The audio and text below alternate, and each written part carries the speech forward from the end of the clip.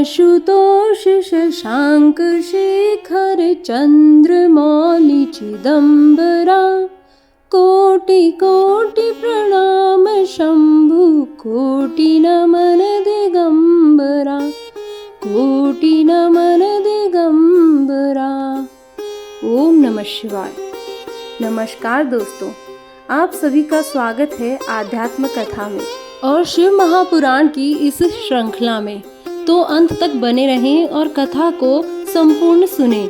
श्री शौनक जी के पूछने पर श्री सूत जी बोले, शौनक सुनो, मैं तुम्हारे सामने गोपनीय कथा वस्तु का भी वर्णन करूंगा, क्योंकि तुम शिव भक्तों में अग्रगण्य तथा वेद वेताओं में श्रेष्ठ हो।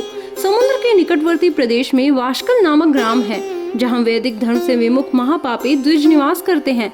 वे सब के सब बड़े दुष्ट हैं। उनका मन दूषित विषय भोगों में ही लगा रहता है। वे न देवताओं पर विश्वास करते हैं न भाग्य पर। वे सभी बड़े कुटिल वृत्ति वाले हैं। किसानी करते हैं और भांति भांति के घातक अस्त्र शस्त्र रखते हैं। वे व्यभिचार और खल हैं। ज्ञान वैराग्य तथा सद्धर्म का सेवन ही मनुष्यों के लिए परम पुरुषार्थ है। इस बात को वे बिल्कुल नहीं जानते हैं। वे सभी पशु बुद्धि वाले हैं। जहाँ के द्विज ऐसे हो, वहाँ के अन्य वर्णों के बारे में क्या कहा जाए। अन्य वर्णों के लोग भी उन्हीं की भांति कुत्सित विचार वाले हैं, स्वधर्म विमुख एवं खल हैं। वे सदा कुकर्म में लगे रहते और नित्य विषय भोगों में ही डूबे रहते हैं। वहाँ की सब औरतें भी कुटिल स्वभाव की, स्वेच्छाचारिणी, पाप सक्त, कुत्सित विचार वाली और व्यभिचारिणी हैं। वे सद्व्यवहार तथा सदाचार से सर्वथा शून्य हैं। इस प्रकार वहाँ दुष्टों का ही निवास है। उस वाशकल नामक ग्राम में किसी समय एक बिंदुग नामक ब्राह्मण रहता था। वह बड़ा अधम था, दुरात्मा और महापापी था। यद्यपि उसकी स्त्री बहुत सुंदरी थी, वो भी तो कुमार्ग पर ही चलता था। उसकी पत्नी का नाम चंचुला था। वह सदा उत्तम धर्म के पालन में लगी रहती थी, तो भी वह दुष्ट ब्राह्मण वैश्यगामी हो गया था। इस तरह कुकर्म में लगे हुए उस बिंदुक के बहुत वर्ष व्यतीत हो गए। उसकी स्त्री चंचुला काम से पीड़ित होने पर भी स्वधर्म नाश के भय से क्लेश सहकर भी दीर्घ काल तक धर्म से भ्रष्ट नहीं हुई, परंतु दुराचारी पति के आचरण से प्रभावित हो आगे चलकर वो भी दुराचारिणी हो गई। इस तरह दुराचार में डूबे हुए उन मूर्छित वाले पति पत्नी का बहुत सा समय व्यर्थ बीत गया। तदंतर शूद्र जातीय वैश्या का पति बना हुआ वह दूषित बुद्धि वाला दुष्ट ब्राह्मण बिंदुग समय अनुसार मरकर नरक में जा पहुंचा। बहुत दिनों तक नरक का दुख भोग कर वह मूढ़ बुद्धि पापी विंध्य पर्वत पर भयंकर पिशाच हुआ। इधर उस दुराचारी पति बिंदुक के मर जाने पर वह मूढ़ हृदया चंचुला बहुत समय तक अपने पुत्रों के साथ अपने ही घर में रही। एक दिन देवयोग से किसी पुण्य पर्व के आने पर वह अपने भाई बंधुओं के साथ गोकर्ण क्षेत्र में गई। तीर्थयात्रियों के संग से उसने भी उस समय जाकर किसी तीर्थ के जल में स्नान किया। फिर वह साधारणतया मेला देखने की दृष्टि से बंधुजनों के साथ यत्र तत्र घूमने लगी। घूमती घूमती किसी देव मंदिर में गई और वहां उसने एक देवज्ञ ब्राह्मण के मुख से भगवान शिव की परम पवित्र एवं मंगलकारिणी उत्तम पौराणिक कथा सुनी। कथावाचक ब्राह्मण कह रहे थे, जो स्त्री पुरुषों के साथ व्यभिचार करती है वो मरने के बाद यमलोक जाती है। तब यमराज के दूत उसकी योनि में तपे हुए लोहे का परिध डालते हैं। पौराणिक ब्राह्मण के मुख से यह वैराग्य बढ़ाने वाली कथा सुनकर चंचुला भय से व्याकुल होकर वहां पर कांपने लगी। कथा समाप्त हुई और सुनने वाले सब लोग बाहर चले गए। तब वह भयभीत नारी एकांत में शिवपुराण कथा बांचने वाले ब्राह्मण देवता से बोली। चंचुला ने कहा, ब्राह्मण, मैं अपने धर्म को नहीं जानती थी, इसीलिए मेरे द्वारा बड़ा दुराचार हुआ है। स्वामिन, मेरे ऊपर अनुपम कृपा करके आप मेरा उद्धार कीजिए। आज आपने वैराग्य रस से ओतप्रोत इस प्रवचन को सुनकर मुझे बड़ा भय लग रहा है। मैं कांप उठी हूँ और मुझे इस संसार से वैराग्य हो गया है। मुझ मूढ़ चित्त वाली पापिनी को धिक्कार है। मैं सर्वथा निंदा के योग्य हूँ, कुत्सित विषयों में फंसी हुई हूँ और अपने धर्म से विमुख हो गई हूँ। हाय, न जाने किस किस घोर कष्टदायक दुर्गति में मुझे पड़ना पड़ेगा और वहाँ कौन बुद्धिमान पुरुष कुमार्ग में मन लगाने वाले मुझ पापिनी का साथ देगा। मृत्यु काल में उन भयंकर यमदूतों को मैं कैसे देखूंगी। जब वे बलपूर्वक मेरे गले में फंदे डालकर मुझे बांधेंगे, तब मैं कैसे धीरज धारण कर सकूंगी। नरक में जब मेरे शरीर के टुकड़े टुकड़े किए जाएंगे, उस समय विशेष दुख देने वाली उस महायातना को मैं कैसे सहूंगी। हाय, मैं मारी गई, मैं जल गई, मेरा हृदय विदीर्ण हो गया और मैं सब प्रकार के नष्ट हो गई, क्योंकि मैं हर तरह से पाप में ही डूबी हुई हूँ। ब्राह्मण, आप ही मेरे गुरु, आप ही माता और आप ही पिता हैं। आपकी शरण में आई हुई मुझ दीन अबला पर आप ही उद्धार कीजिए। अब सूत जी कहते हैं, शौनक, इस प्रकार खेद और वैराग्य से युक्त चंचला ब्राह्मण देवता के चरणों में गिर गई। तब उस बुद्धिमान ब्राह्मण ने उसे कृपा पूर्वक उठाया और इस प्रकार कहा। ब्राह्मण बोले, नारी, सौभाग्य की बात है कि भगवान शिव की कृपा से शिव पुराण की इस वैराग्य युक्त कथा को सुनकर तुम्हें समय पर चेत हो गया। ब्राह्मण पत्नी, तुम डरो मत, भगवान शिव की शरण में जाओ। शिव की कृपा से सारा पाप तत्काल नष्ट हो जाता है। मैं तुमसे भगवान शिव की कीर्ति कथा से युक्त उस परम वस्तु का वर्णन करूंगा जिससे तुम्हें सदा सुख देने वाली उत्तम गति प्राप्त होगी। शिव की उत्तम कथा सुनने से ही तुम्हारी बुद्धि पश्चाताप से युक्त एवं शुद्ध हो गई है। साथ ही तुम्हारे मन में विषयों के प्रति वैराग्य हो गया है। पश्चाताप ही पाप करने वाले पापियों के लिए सबसे बड़ा प्रायश्चित है। सत्पुरुषों ने सबके लिए पश्चाताप को ही सब पापों का शोधक बताया है।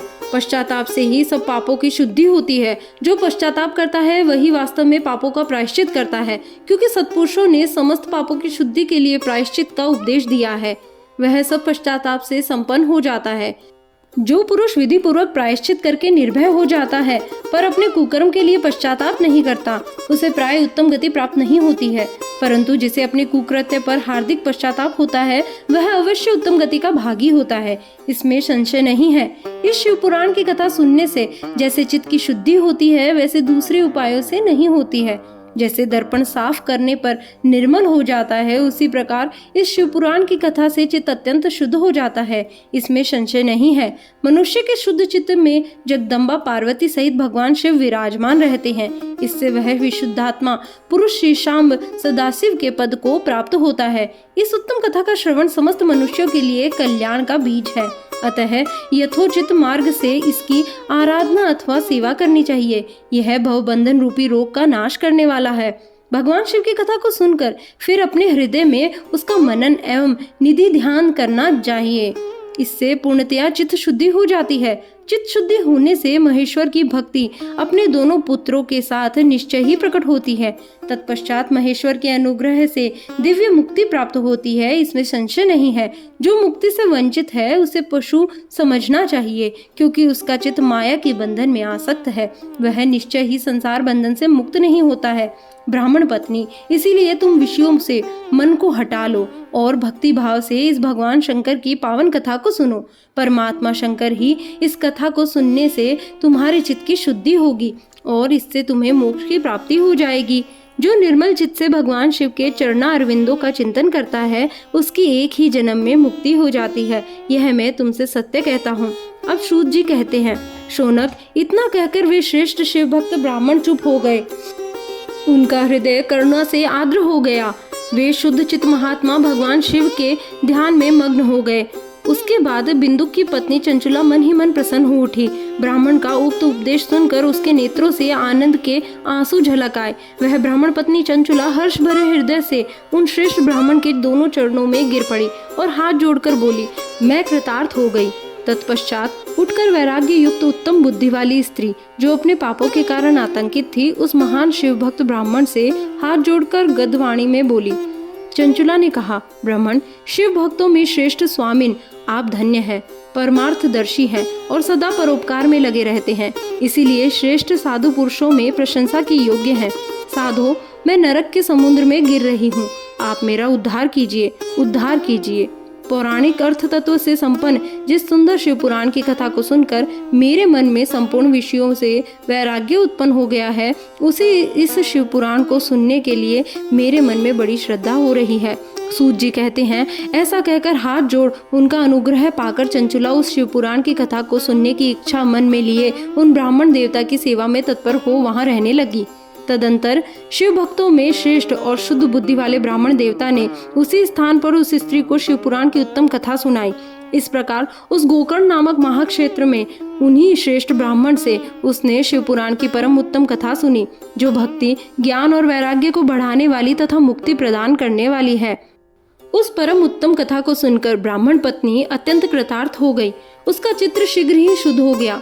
फिर भगवान शिव के अनुग्रह से उसके हृदय में शिव के सगुण रूप का चिंतन होने लगा। इस प्रकार उसने भगवान शिव में लगी रहने वाली उत्तम बुद्धि पाकर शिव के सच्चिदानंदमय स्वरूप का बारंबार चिंतन आरंभ किया।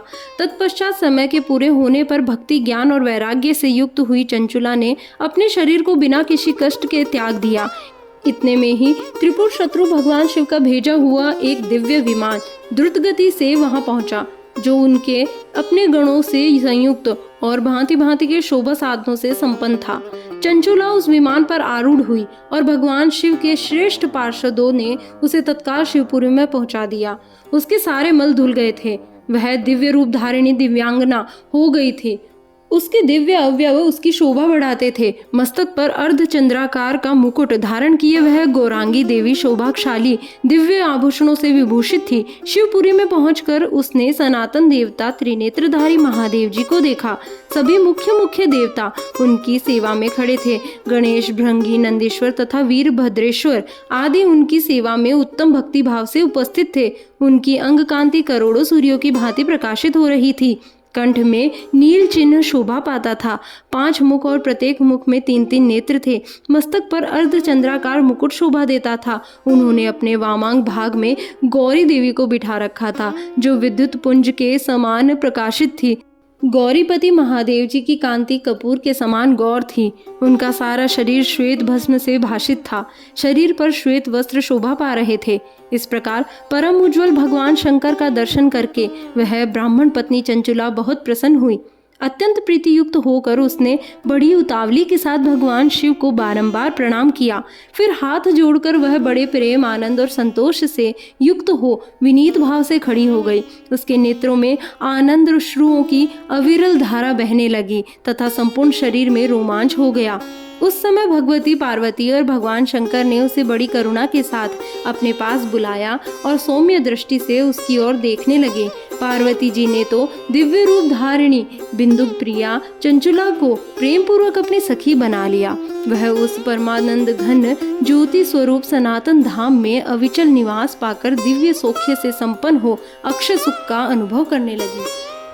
सूत जी बोले, शौनक, एक दिन परमानंद में मग्न हुई चंचुला ने उमा देवी के पास जाकर प्रणाम किया और दोनों हाथ जोड़कर वह उनकी स्तुति करने लगी। चंचुला बोली, गिरिराज नंदिनी स्कंद माता उमे, मनुष्यों ने सदा आपका सेवन किया है। समस्त सुखों को देने वाली शंभु प्रिय, आप ब्रह्म स्वरूपिणी हैं। विष्णु और ब्रह्मा आदि देवताओं द्वारा सेव्य हैं।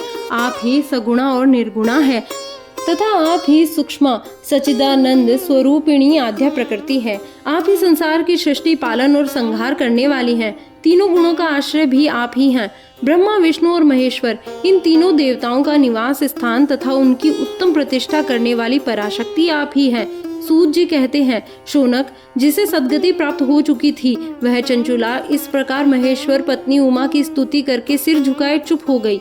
उसके नेत्रों में प्रेम के आंसू उमड़ आए थे।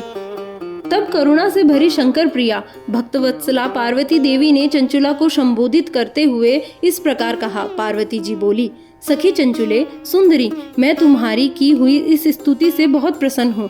बोलो, क्या वर मांगती हो? तुम्हारे लिए मुझे कुछ भी न देने योग्य नहीं है। चंचुला बोली, निष्पाप गिरिजा कुमारी, मेरे पति बिंदुग इस समय कहाँ है? उनकी कैसी गति हुई है यह मैं नहीं जानती हूँ। कल्याणमयी दीन वत्सले, मैं अपने उन पतिदेव से जिस प्रकार संयुक्त हो सकूं वैसा ही उपाय कीजिए। महेश्वरी महादेवी मेरे पति एवं शूद्र जातीय वैश्या के प्रति आसक्त थे और पाप में ही डूबे रहते थे। उनकी मौत मुझसे पहले हो गई थी। न जाने वे किस गति को प्राप्त हुए हैं। गिरिजा बोली, बेटी, तुम्हारा बिंदुग नामक पति बड़ा पापी था। उसका अंतःकरण बहुत ही दूषित था। वैश्या का उपभोग करने वाला वह महामूढ़ मरने के बाद नरक में पड़ा।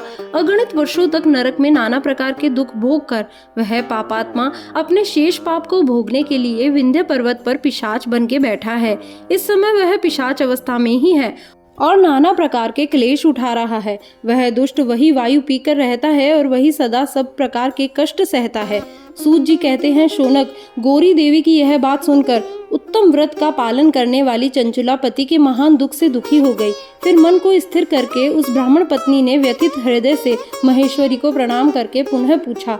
चंचुला बोली, महेश्वरी महादेवी, मुझ पर कृपा कीजिए और दूषित कर्म करने वाले मेरे उस दुष्ट पति का, देवी, कुत्सित बुद्धि वाले मेरे उस पापात्मा पति को किस उपाय से उत्तम गति प्राप्त हो सकती है, यह शीघ्र बताइए। आपको नमस्कार है। पार्वती जी ने कहा, तुम्हारा पति अगर शिवपुराण की पुण्यमयी उत्तम कथा सुने तो सारी दुर्गति को पार करके उत्तम गति का भागी हो सकता है। अमृत के समान मधुर अक्षरों से युक्त गौरी देवी का वचन सुनकर, आदर पूर्वक सुनकर, चंचुला ने हाथ जोड़कर मस्तक झुकाकर उन्हें बारंबार प्रणाम किया और अपने पति के समस्त पापों की शुद्धि तथा उत्तम गति की प्राप्ति के लिए पार्वती देवी से यह प्रार्थना की कि मेरे पति को शिवपुराण सुनाने की व्यवस्था होनी चाहिए। उस ब्राह्मण पत्नी के बारंबार प्रार्थना करने पर शिवप्रिया गौरी देवी को बड़ी दया आ गई।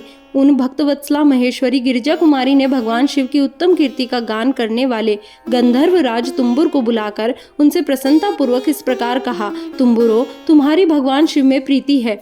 तुम मेरे मन की बातों को जानकर मेरे अभिष्ट कार्यों को सिद्ध करने वाले हो, इसीलिए मैं तुमसे एक बात कहती हूँ, तुम्हारा कल्याण हो। तुम मेरी इस सखी के साथ शीघ्र ही विंध्य पर्वत पर जाओ। वहाँ एक महाघोर और भयंकर पिशाच रहता है। उसका वृतांत तुम आरंभ से ही सुनो। मैं तुम्हें प्रसन्नता पूर्वक सब कुछ बताती हूँ।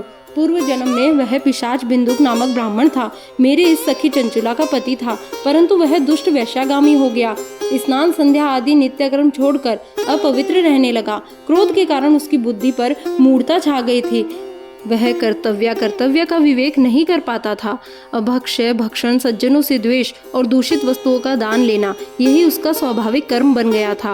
वह अस्त्र शस्त्र लेकर हिंसा करता, बाएं हाथ से खाता, दीनों को सताता और क्रूरता पूर्वक पराये घरों में आग लगा देता था। चांडालों से प्रेम करता और प्रतिदिन वेश्या के संपर्क में रहता था। वह बड़ा दुष्ट था। वह पापी अपनी पत्नी का परित्याग करके दुष्टों के संग में ही आनंद मनाता था।